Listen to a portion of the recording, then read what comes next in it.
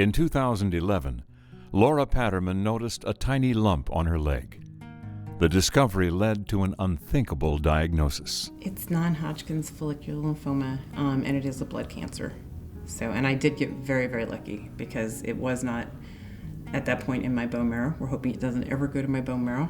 But the first time I met with my doctor, he is very clear about the fact that it is not curable, it is treatable, it is manageable.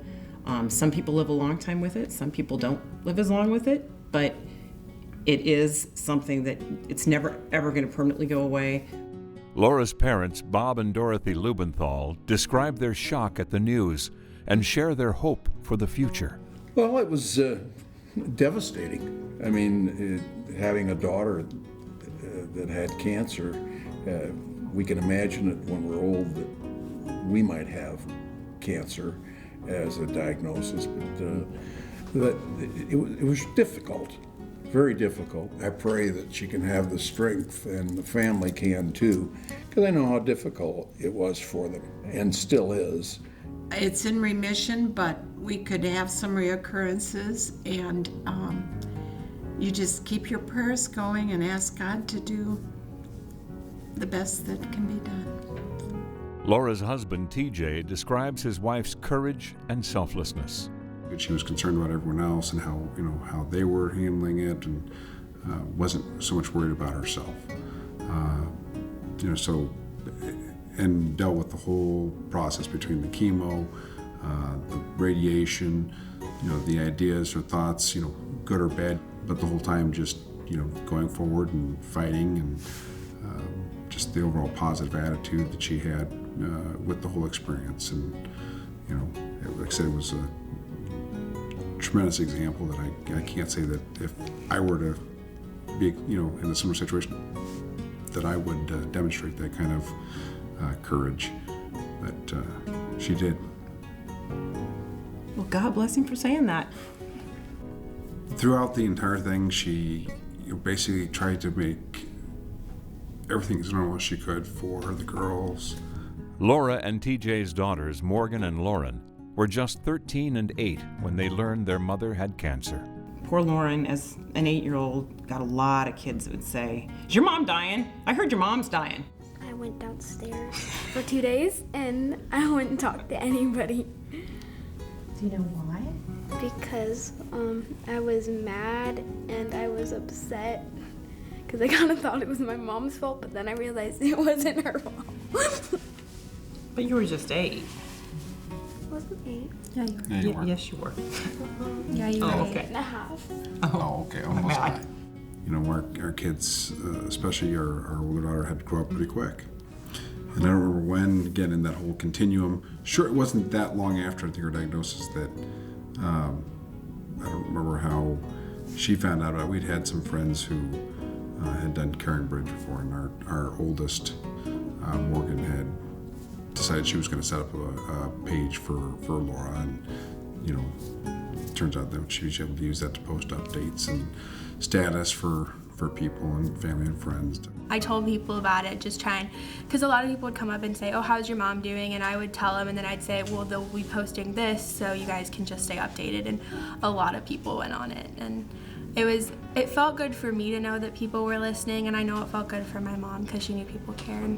Everybody's just been amazing, and the things they would write on Carrying Bridge, I mean, even people that I hadn't heard from in years somehow would find out and put things on there that were such kind things. And people we didn't even know that well, or people who were good friends of Bob and Dorothy's, who some even were our neighbors. Yeah, the PEO chapter they would bring, was wonderful. would bring food, or desserts and whatnot. And David, my hairdresser, came to the helpful. house to do my hair because I really wasn't supposed to be out in public places.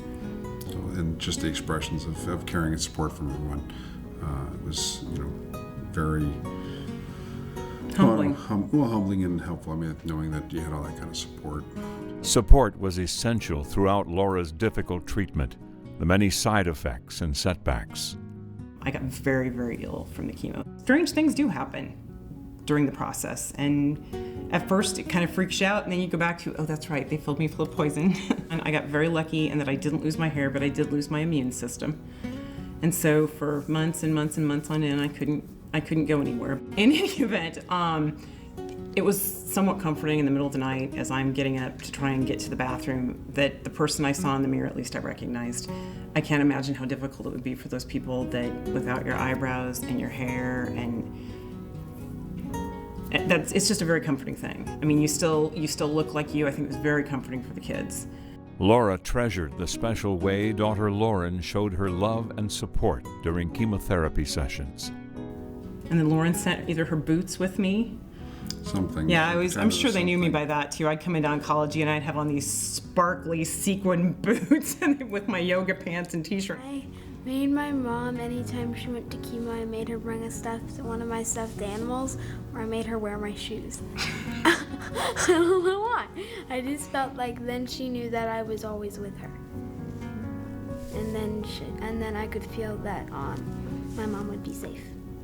Of all the things that I've gone through with cancer, that has been the hardest for me, is to think about what those kids have gone through. Because my mom didn't have cancer, and his mom didn't have cancer, and we didn't have to worry about the things that they are. You can't protect them from that. And the only thing you can do, I guess, is explain it and explain that you have a tremendous faith in God and you have to have faith in the medical community. And through a twist of fate and foresight, the Pattermanns have protected their daughters in the unlikely event they one day develop a cancer like Laura's. Laura describes a decision made after cancer killed one of her cousins. She had the type of leukemia that is actually the exact sister disease to the type of lymphoma that I have. Our first daughter was born maybe 2 years after she had passed away, and we had decided to go ahead and save cord blood.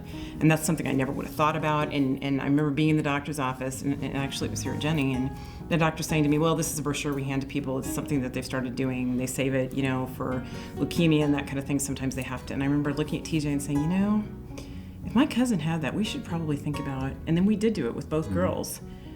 And they tell me, my doctor tells me that as a result of that, those stem cells, if they ever come down with what I have, they'll be the cure. I mean, that it will protect them.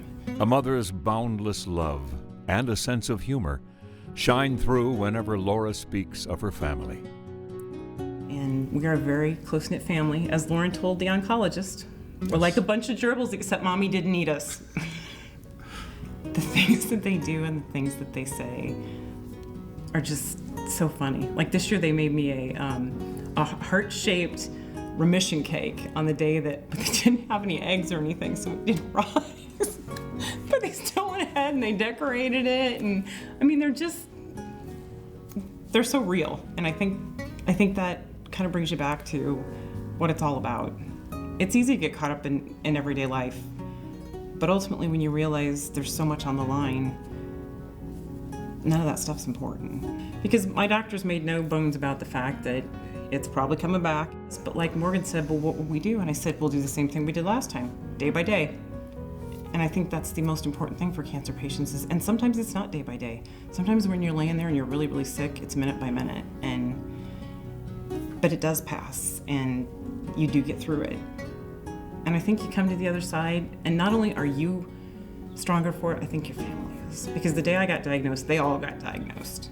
Laura looks to a future that will hold a brighter prognosis for her cancer. Who's gonna be the first one to beat it? You. Me. They're gonna put me in that little book. I've got my page picked out, the one that shows that I was the first one that they ever cured it on. That'll be me. Okay. I have a book. I don't know. I just made that up, but it sounded really good. Oh my gosh, Mom.